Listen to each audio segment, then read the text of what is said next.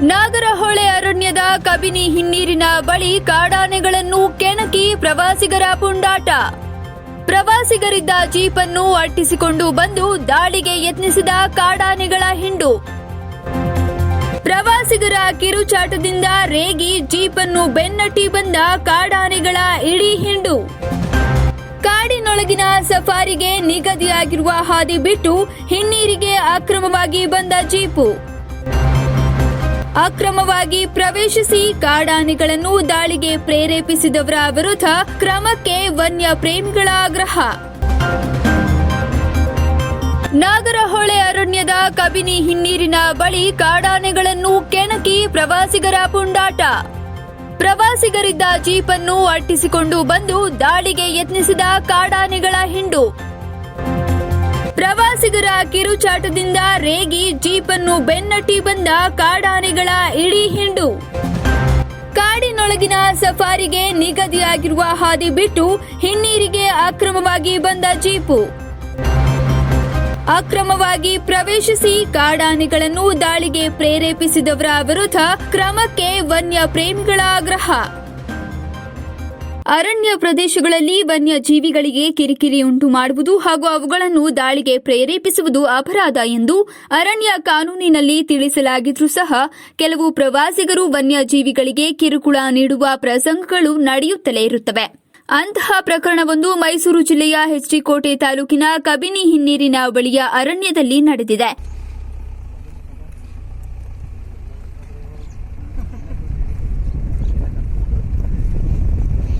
Sir ಬರ್ತೈತೆ ಬಾ ಬಾ ಬಾ ಬಾ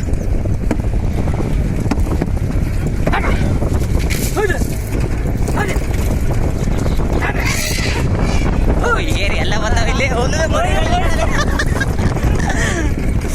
ಗಿಡ ಮಾಡಿ ಸರ್. ಕಬಿನಿ ಹಿನ್ನೀರಿನ ಬಳಿ ಕಾಡಾನೆಗಳ ಹಿಂಡೊಂದು ಅಡ್ಡಾಡುತ್ತಿದ್ದಾಗ ಪ್ರವಾಸಿಗರ ಗುಂಪೊಂದು ಜೀಪಿನಲ್ಲಿ ಅವುಗಳತ್ತ ಹೋಗಿದ್ದಾರೆ.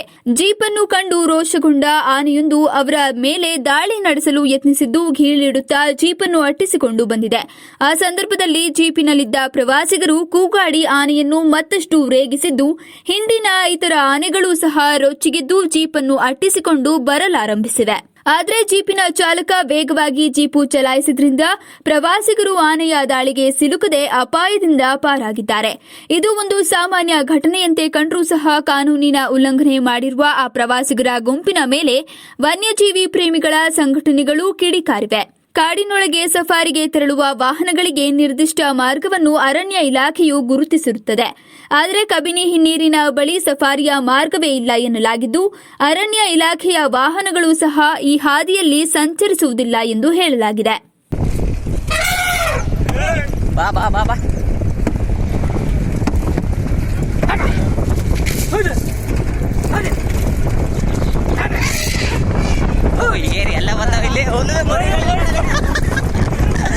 ಇಂಥ ನಿಷೇಧಿತ ಮಾರ್ಗದಲ್ಲಿ ಈ ಪ್ರವಾಸಿಗರ ವಾಹನ ಬಂದಿದ್ದಾದ್ರೂ ಹೇಗೆ ಎಂಬುದು ಪ್ರಮುಖ ಪ್ರಶ್ನೆಯಾಗಿದ್ದು ಆ ವಾಹನಕ್ಕೆ ಅನುಮತಿ ನೀಡಿದವರು ಯಾರು, ಅನುಮತಿ ಇಲ್ಲದೆ ಆ ಪ್ರದೇಶದಲ್ಲಿ ವಾಹನ ಸಂಚರಿಸಿದೆ ಎಂಬ ಪ್ರಶ್ನೆಗಳನ್ನು ಎತ್ತಿರುವ ಸಂಘಟನೆಗಳು ಈ ಉದ್ದಟತನದ ಬಗ್ಗೆ ಅರಣ್ಯ ಇಲಾಖೆ ತನಿಖೆ ನಡೆಸಿ ಕಟ್ಟುನಿಟ್ಟಿನ ಕಾನೂನು ಕ್ರಮಗಳನ್ನು ಜರುಗಿಸಬೇಕು ಎಂದು ಒತ್ತಾಯಿಸಿದ್ದಾರೆ.